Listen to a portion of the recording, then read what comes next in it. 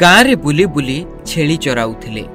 लोके भाबुथिले एथर मैट्रिक परीक्षा पास करिबा एई युवकंक पई कष्टकर। हेले एथर मैट्रिक परीक्षा रे कमाल करितेले एही युवक।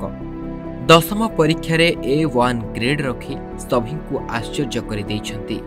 आ निजर पास हेबा खबर शुणी कांदी पकाइछंती। माँ भी निज पणत कानी रे पुअर मुहको पोछि पकाउछंती।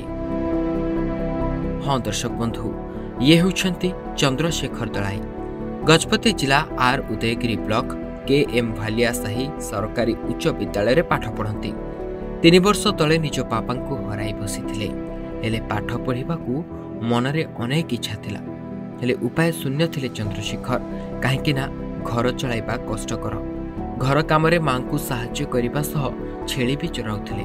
वर्तमान से गाँ सरकारी विद्यालय रे पढ़ी A1 ग्रेड पाइछंती, जाहाकू देखि एबे गाँ रे चहल पड़िछि जे चंद्रशेखर कमाल करिदेला।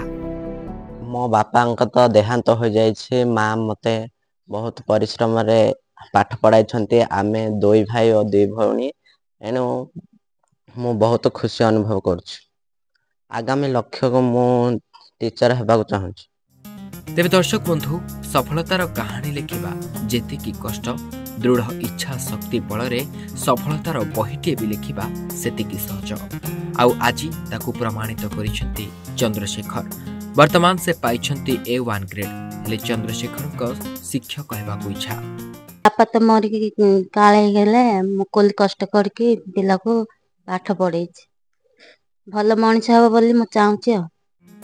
वर्तमान कॉलेज रे एडमिशन केमिति करिवे चंद्रशेखर एवं आगो को पाठ केमिति पढ़िबे ताकू नै चिंतारे परिवार लोके। गजपति अश्विनी कुमार पात्र रिपोर्ट, ओडिशा भास्कर।